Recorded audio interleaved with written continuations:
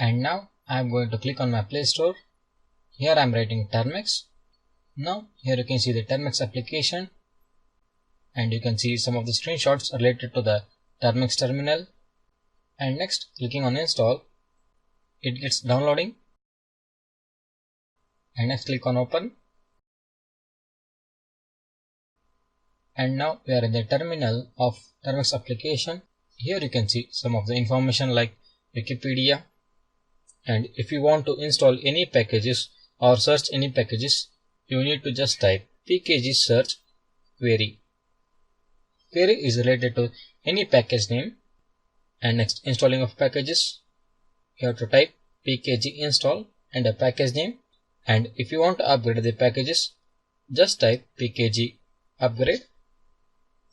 And if you want any help from the Termux application, you just type pkg help.